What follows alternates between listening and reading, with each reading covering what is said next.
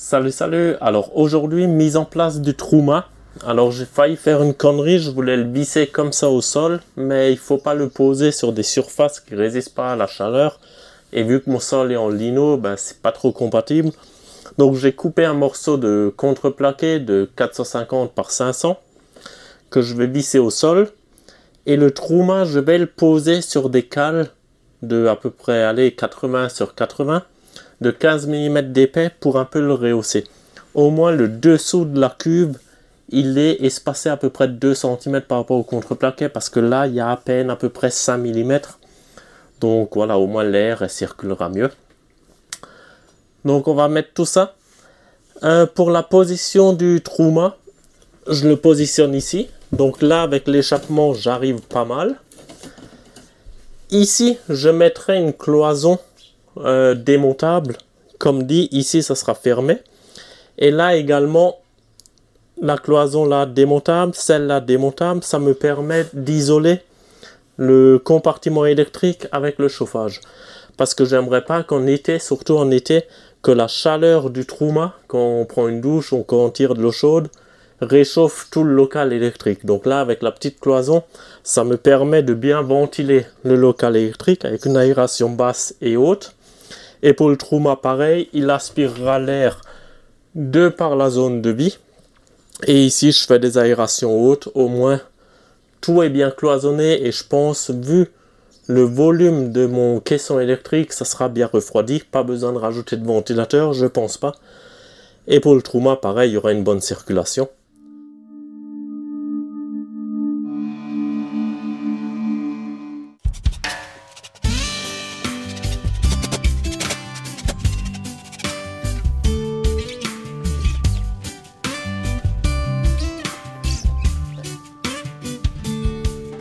Voilà, tu vois le principe. Concernant l'échappement, c'est maximum 20 cm, soit vers le bas, soit vers le haut.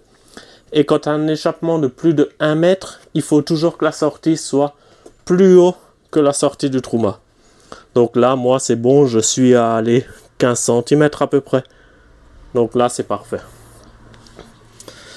Maintenant, je vais visser les cales dans le plancher et après le Truma dans les cales et jusqu'à dans le plancher, je mets des bonnes vis histoire que ça tienne. Alors là, je vais couper l'échappement.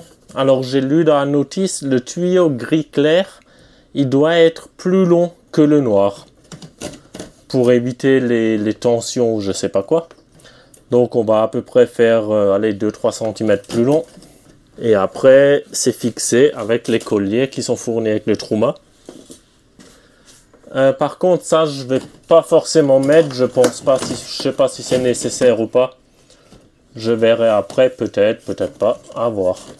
Je sors la lame très peu pour éviter de couper l'autre en dessous. Hein.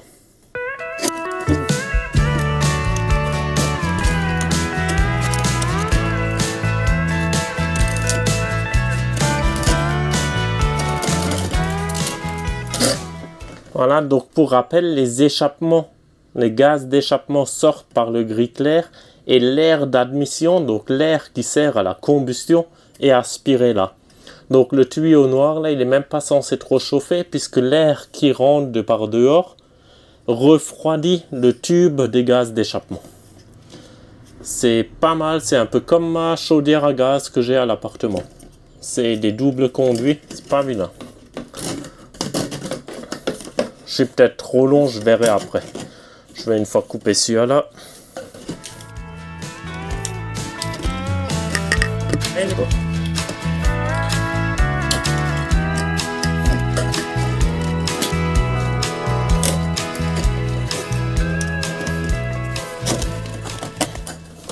Voilà, ça me plaît bien.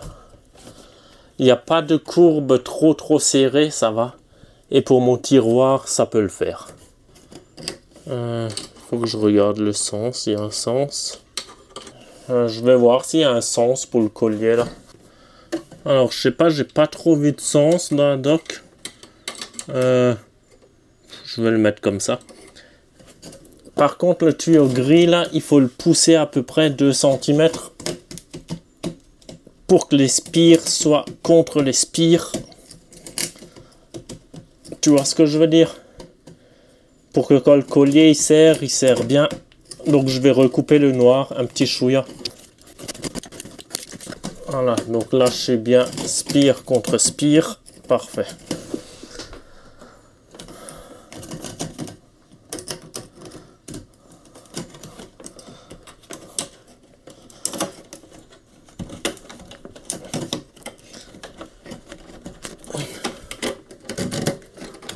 Voilà, bien embuté. Parfait. Maintenant, ça doit être du T20, du Torx, T25. Ouais.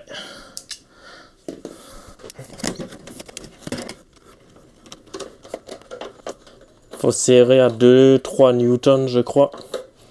Donc, c'est même pas trop. Voilà, parfait.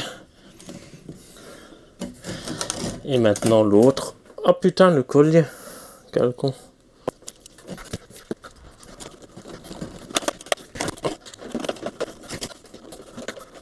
Voilà, parfait. J'ai quand même mis le collier ici. J'ai à peu près, allez, 4 cm de montée. Donc l'eau, elle devrait pas rentrer. Et là, je passe bien au-dessus avec mon tiroir. Parfait. C'est le tiroir qui s'ouvrira au-dessus de la banquette. Au moins, je récupère tout ce volume-là du côté habitable.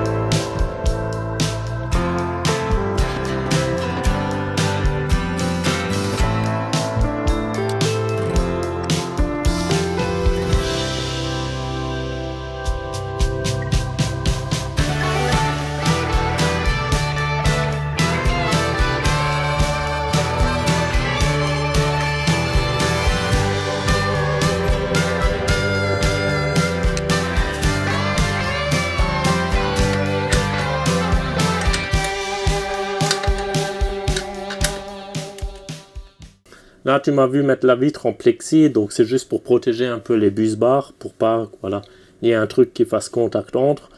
Pour le refroidissement de l'Orion et le MPPT, je pense que ça gênera en rien, parce que forcément l'air chaud monte, donc l'air froid, voilà, elle y accède encore de par en bas et tout ça.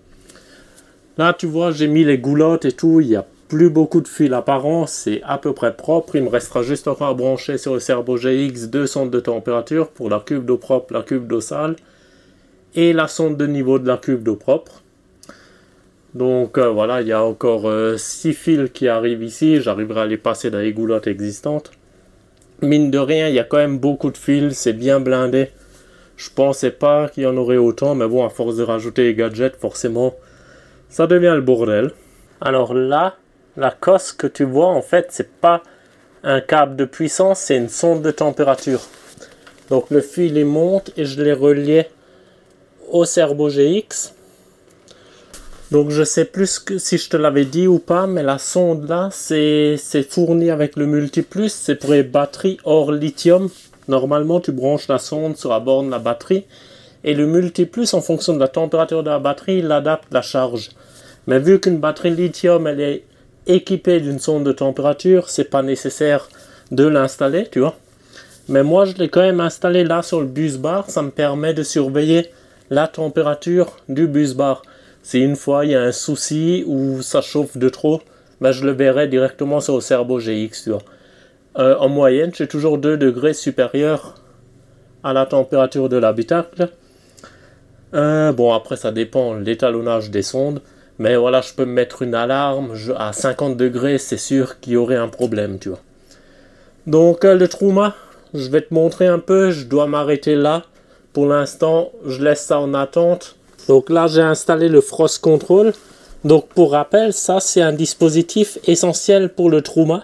Si la température elle descend sous 3 degrés, il me semble, ben celui-là il s'ouvre et l'eau elle s'écoule sous le plancher. Donc ça vide la cuve du Truma pour éviter que ça gèle et qu'il casse.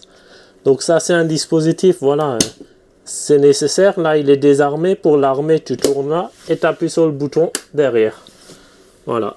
Donc l'eau froide, elle arrive de par là, elle rentre dans le Truma, elle ressort chaude ici. Et voilà, juste en cas de gel, ben, ça purge automatiquement le Truma.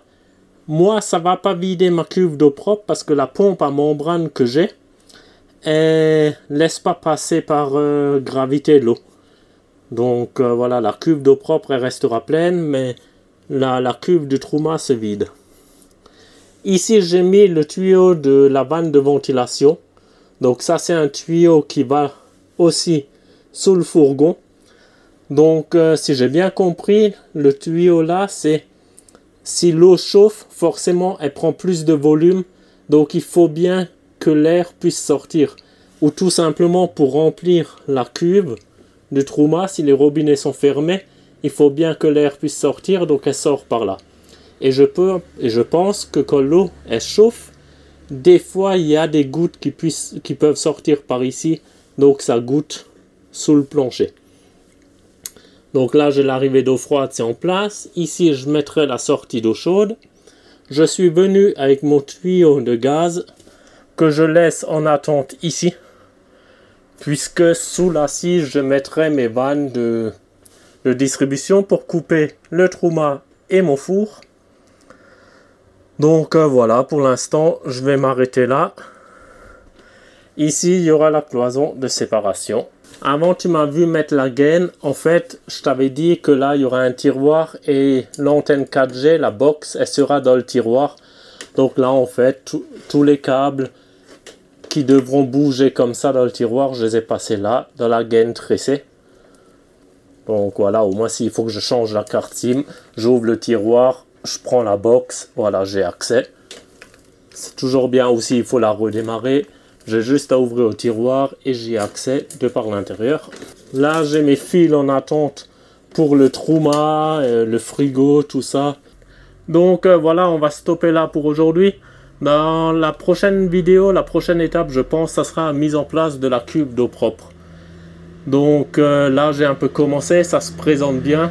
Allez, je te dis à jeudi prochain ou dans 2 semaines. J'ai pas mal de choses de prévues en ce moment, donc je pense plutôt dans 2 semaines, on verra. Allez, bientôt le week-end, ciao ciao!